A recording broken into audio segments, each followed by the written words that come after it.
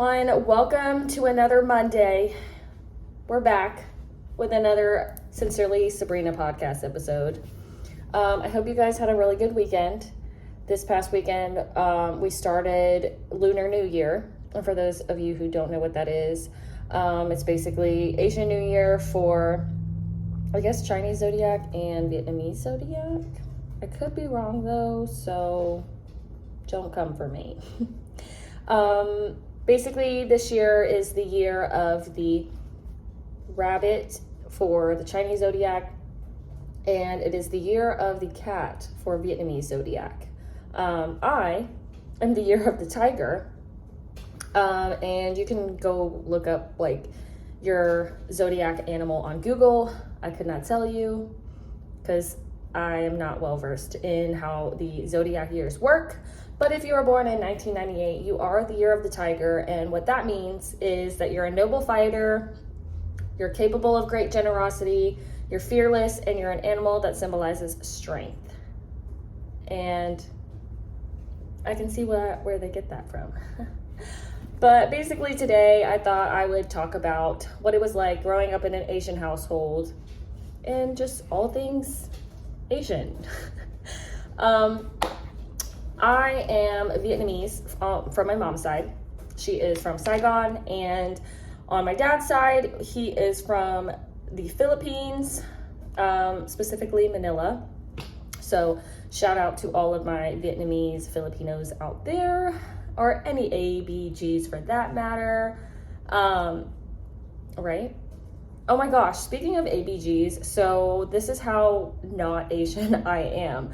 When the term ABG first came out, I was already in pharmacy school, I think, or that's when it started becoming popular. And I swear to God, ABG meant arterial blood gas.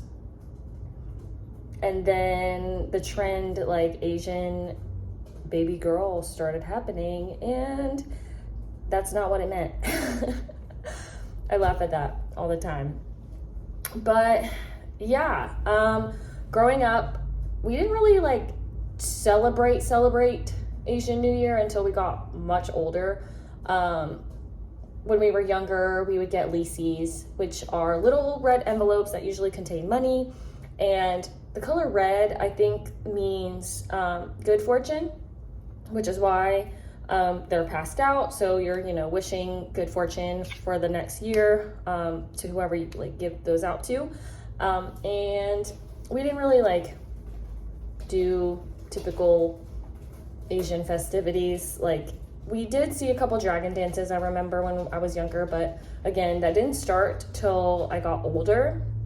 And then we also, ate typical Asian meals that my mom would make. We always had egg rolls, pancit, lumpia. We had bun rio, bun bao, all the buns. But yeah, I definitely miss living with my mom because of her cooking. I cannot cook any Asian food, which is sad. Except I can cook bun rio, which is like a shrimp crab type noodles, I think. But yeah. I have a few stereotypes actually that I got sent through Instagram. Thank you for everybody who participated again. Oh, Cardi wants to come again. Here she is. Cardi. Okay. So my first question that was submitted on Instagram was, are you good at math? Bitch. Why you sent this question? No, I am not good at math. I break that Asian stereotype. I have to literally work harder than all the regular Asians that are good at math, and practice a couple times. Thank you, Train, for making an appearance in this podcast. But yeah, I think Asians are typically not good at math, but they are very disciplined and they practice something until they get it right, which is how I think that stereotype became about. We are very hard workers and we do something till we can get it. My next question I have here is, can you speak more than one language? That is a very good question. I used to be able to count to 10 in Vietnamese. I can also say like, ăn cơm, which is like eating rice, I think. Đi học and đi làm, which is like go to school and go to work. Oh, chúc mừng năm mới to everybody out there. That means Happy New Year. So I can speak somewhat of a few vocab words of Vietnamese. As far as Tagalog goes, I cannot. I know, I have a tattoo. It says Mahal Kita, which means I love you, and I got that for my dad. We were supposed to have like another part of the tattoo, but it didn't work out. So that is as much as I can speak in Tagalog. I remember that my grandma used to have this bird in the Philippines, and we visited the Philippines once when I was like 6 for like a wedding. And that was the first time I ever had to hold hands with a boy that I didn't know. And it was really weird because he also didn't speak English, and I was just very uncomfortable, but it was fun because we got these traditional like dresses and it was cute and whatever. But yeah, we had this bird, and he would say, I don't even know if I'm saying it right, so again, don't come for me, but he would be like, pangit, which I think means ugly. But again, I'm not sure, but it used to say that, and my grandma used to tell me that it was calling me ugly. Also, I know how to say bulaklak. I think that's flower. But that's it. I can speak Spanish though, so if you want to speak Spanish, let's have a conversation. Next question. This one was a really good question that I got, and I laughed actually when this question came through. Have you ever caught the nail technicians talking shit in a nail salon? The answer is yes. One time I went to the nail salon with my mom during soccer season, and I normally get my nails done, but I never really get my feet done. But this one time my mom said, hey, let's go get pedicures. So I agreed, and you know, my mom and I were just speaking English because when I was younger, she was getting her US citizenship. So we didn't really speak Vietnamese in the household. We were trying to get her better at English. So that was our primary language. And so we just basically speak English everywhere we go. And I remember the two ladies that were doing our feet, they kept laughing and like pointing. And again, I had soccer feet, so it was not a pretty sight. And all of a sudden, like my mom jumps up from the chair and she's like popping off in Vietnamese, like, I can understand you. I want 2 different people to be doing our pedicures because like you're not about to be talking shit about my daughter's feet. First of all, she told me that they told me that they said that I had elephant feet. Love that. Probably still have elephant feet because I have not gotten my feet done since that day because we just don't do pedicures over here. But I will never forget like my mom coming for them. But yeah, I have heard them talking shit. Did I understand them? No. But was I glad my mom was there? Yes.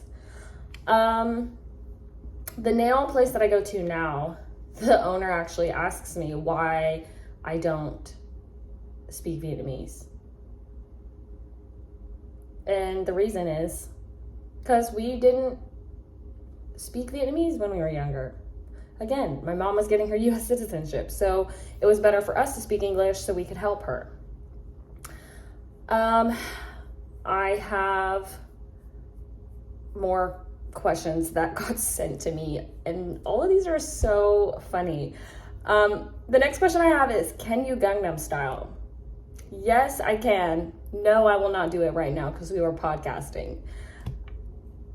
If I had $1 for every time I got asked that question, probably would have $20. I also often got asked growing up, can you do Kung Fu? Loved that question. No, cannot do Kung Fu. That is not a trait that I inherited or a class that my parents decided to not put me in. So I think it would be cool to do Kung Fu. Oh, speaking of Kung Fu, you know who I did want to be when I was growing up? Wendy Wu, Homecoming Warrior. Do y'all remember that movie? I think it's like a Disney Channel original movie. What a movie. I remember watching Brenda Song like on Disney Channel, and I definitely did not want to be Miss London Tipton, who broke that smart girl stereotype. Did I want to be rich? Yes, I did. But did I want to be ditzy? No. But she did teach me the different letters on the printle. So thank you for that. But Wendy Wu, she was a badass. Like, hello? She just fought, like, I don't even know who she was fighting. She wasn't fighting the Huns because she wasn't like Mulan, but whoever she was fighting in that museum storage place. And then her grandma came and helped her out. I'm going to have to rewatch that movie after I get done with this podcast because that was a good ass movie. Speaking of like growing up watching Disney Channel, hello? Where was the representation here? Yes, we had Wendy Wu and we had London Tipton. But who else did we have? We had Amber and Ashley from Hannah Montana. Amber, I think, was African American, and Ashley was the Asian girl who then moved on to Camp Rock, I think, if these are the same people. Again, didn't want to be them because they were ditzy. Why did we make Asians ditzy? Like, that's not cute. Why was that the culture back then? Then, you know, as time goes on, Vanessa Hudgens, Baby V, comes out, portrayed as a Spanish girl on High School Musical. But I remember when Vanessa Hudgens was, you know, coming out with all of her work, I literally was like, she can sing, she can dance, she can act, she's Filipino, I want to be her. I don't care who you are, I know all of y'all wanted to be her too. And then we had that scandal. Ooh.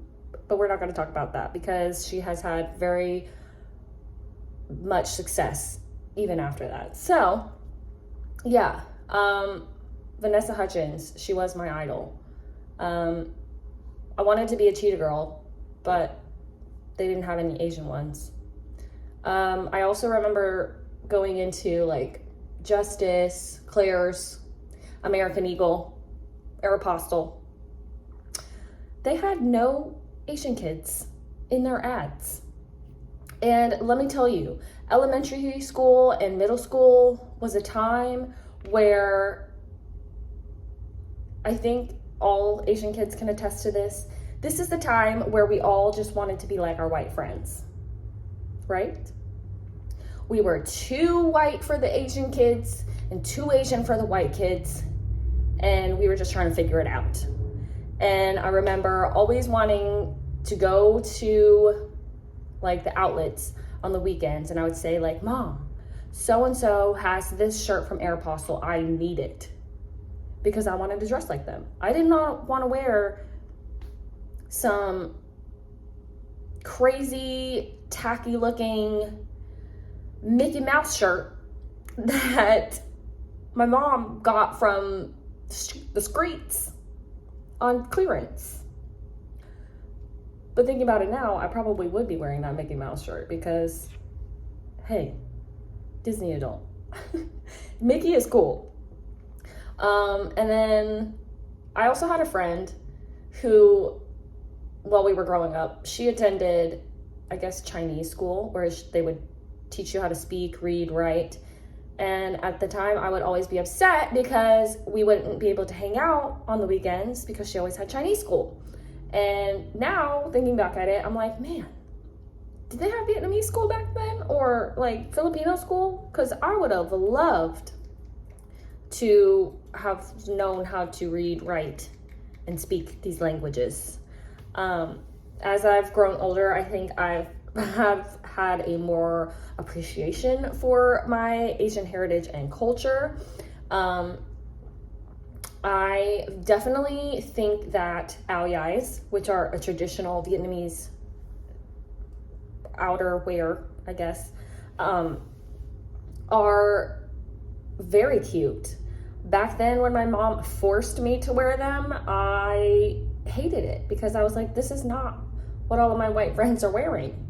Like, what is this, Mom? Now, I'm like, ooh, look at me. I look cute in my ao dai, which I love because they're like long pants that look like a dress almost, but they also have pockets. And that is now the style. So I don't know why I was dogging on it before. Yeah, school was a time. Speaking of school, let's talk about school lunches and how many times my school lunches got made fun of. And then we went into poverty because, I'm just kidding, we didn't go into poverty, but I would force my parents to put lunch money on my school account because I didn't want my mom to pack me some pho or stinky kimchi or fish and rice and stuff. Now, Mom, can you please pack me some pho for lunch? My work does not have a microwave. Please. Thanks. But yeah, I remember sitting at the lunch table and people would always like look at my food weird, be like, oh, that smells, or oh, I don't know how you could eat that. Well, my sister and I talked about this. It's crazy to think about, like, when you're a child, your parents just kind of like put food in front of you and you just eat it because you trust your parents, and like that's just what you ate. When I was younger, I ate balut, which is kind of like a developed chicken. Is it a chicken? Or I'm not sure. I think it's a chicken. Oh my gosh. Anyway, I would eat a balut, and those things with some salt was really good. Would I eat it now? No, because I don't eat meat anymore. But did I eat it back then? Yes. And man, were those crazy looking, but they tasted so good. Oh, sorry about that. You got some highway back behind my house. So, speaking of food, did you guys, speaking to like the Asian community, did you guys ever like air out your clothes? So when I was young, I did this secretly. I used to like put my clothes in the garage because like whatever my mom cooked always like smelled of grease or fish. So I would put my clothes like in the garage so it'd air out, so my clothes didn't smell like my house. And like I never really thought my house smelled, but you know, like when you live in a house, you don't know if your house smells until you like go to somebody else's house and you're like, oh, it does not smell like my house. So I always like was very self-conscious when I invited friends over. I've always wondered if my friends thought my house smelled. Luckily my house was clean though, so they couldn't like talk shit. But a question I did get asked a lot when I was growing up, why do you have shoes stacked up in front of your doorways? We had shoes in the front of the house, we had shoes in the garage, we had shoes on the porch. Anywhere there was a door going in and out, there was always a stack of shoes. And they weren't like nicely placed shoes, they were just thrown there, which is so funny. I think it's because like we just wear our house slippers inside the house and we don't wear outside shoes inside, because you're bringing all the germs and the bad luck and all the bad juju from outside into your house, and you don't want that. Yeah, what a time. Now now that I live in my own house, I don't have shoes stacked in front of my thresholds. They are nicely put away on a shoe rack. Why did we not have a shoe rack when I was younger? I don't know. Maybe we did and we used it for something else. Just like we used our dishwasher as like a dish dryer. We literally washed the dishes in the sink and then dried the dishes in the dishwasher. Anybody else? Another question that I got submitted was, what do you usually do when people, I don't even know how to phrase this question because it's kind of, okay, what do you do when people are racist? We'll just generalize the question. There have been a few times where I have felt discriminated against, if you will. There was a specific situation at work where I was eating like ginger candies. Ginger candies are so good. It's an acquired taste. And I don't like the taste of raw ginger that comes with like sushi. I do enjoy like the chewy ginger candies. Anyway, I was eating those at work and the HR lady had come and she was like, "Oh, why are you eating those? Those are disgusting." "Oh, well, it's because you're Asian and you guys eat weird things anyway." How do I respond to that? How do you respond to that? I just kind of said, well, I grew up eating this candy, so, I mean, it's not weird to me. And she just kind of, like, walked away. Boop, boop, boop. Yeah. I really, like, don't even know. Like, sometimes it baffles me that things that people say. But sometimes I forget that people are just, you're ignorant to things that you're not exposed to. So, if she had not ever seen this ginger candy, maybe it was a first encounter and she had no idea. We're just going to give her the benefit of the doubt because that's what we have to do these days. Another question or stereotype. Okay, so this is a stereotype I got sent. You're Asian, so you can speak Chinese. No, I cannot speak Chinese. Sorry. That would be cool to speak Chinese though. But I do know that, I believe, there's just different dialects. So you might live in different areas of China and also speak Mandarin or Laotian, I believe.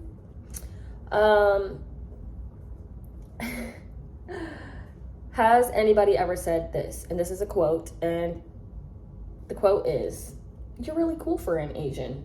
You're not like the other Asians." Yes. Yes. I have been in several situations where I'm hanging out with groups of people in middle school and high school, and they would always say, "Wow, you're really cool for an Asian." Okay, so what does that mean? What are we supposed to be like? Not cool? I'm not sure. I'm just being myself.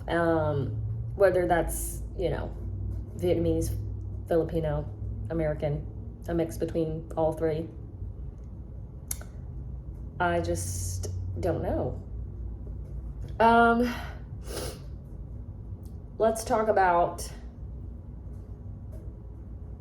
I guess, growing up in the Asian household. My parents were, again, trying to teach my mom English. So we're trying to get her familiar with the American culture and what's okay to say and what's not okay to say.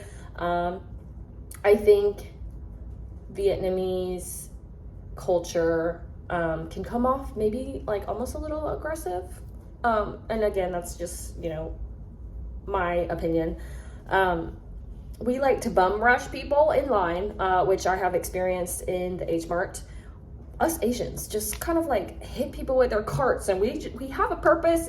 We're on a mission, and we got to get to the next place we're going. And maybe that kind of is tied to the Asian women are bad drivers stereotype.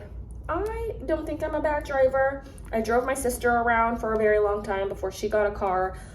She's still living and breathing. My mom is not a terrible driver. She just is very tiny and cannot see over her steering wheel. So, yeah. But she drove us to every sporting event, so I'm still living and breathing. So we're okay. My dad, on the other hand, curb checking is definitely his thing, whether it is on purpose or on accident. He did teach me how to drive, which, you know, was a fun experience. I did not do like driver's ed in high school. I got driver's ed through my dad, and it was just a yelling match a lot of times, but I passed my test, to say the least. He did teach me how to parallel park. Obviously, during practice, I had to do it his way, but I knew what the right way was, so I did that during my test, and I did great. So that's fun. As when it came to my sister and her driving, if you know, you know. We're just not going to talk about it. Yeah. My parents were somewhat strict. I wouldn't say like they weren't as strict as far as like not letting us sleep over at people's houses, because I did have a few friends that like weren't able to.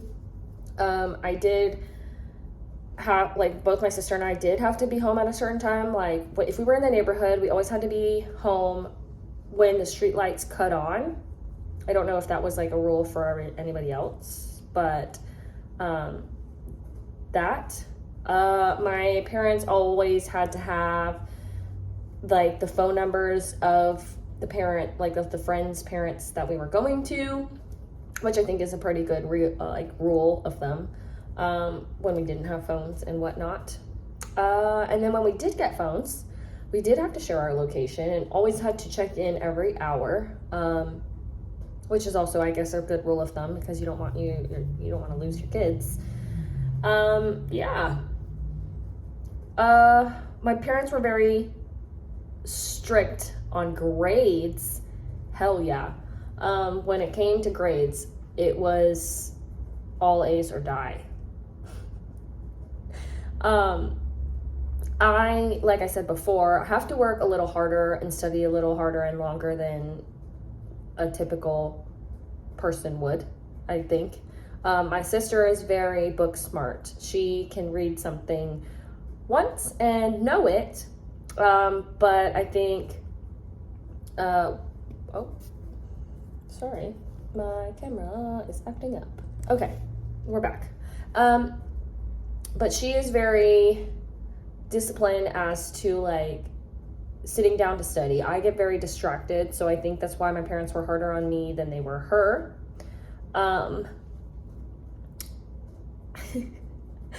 Sorry, there's just another question on here that I want to get to. And sport, like they had a very competitive upbringing, so I think when it came to my sister and I sports, they were also very competitive and living vicariously through us. Sporting events were very embarrassing because I don't think Asians, or my parents anyway, have a sense of sound barrier. So when my mom is yelling at a sporting event, I don't think she realizes that there are other people around her and that they can hear her. And the Vietnamese language is very, like I said before, aggressive and loud anyway, so it just kind of comes out. But we also have Napoleon complex because we are tiny people. We have to make sure we are heard. And that's definitely something that I inherited from my mom, the outgoing personality and just always making myself present. Oh my gosh. Okay. 1 second.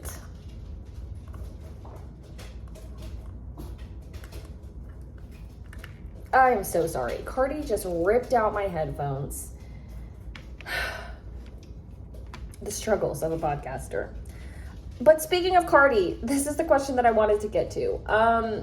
I got this question a lot when I was young.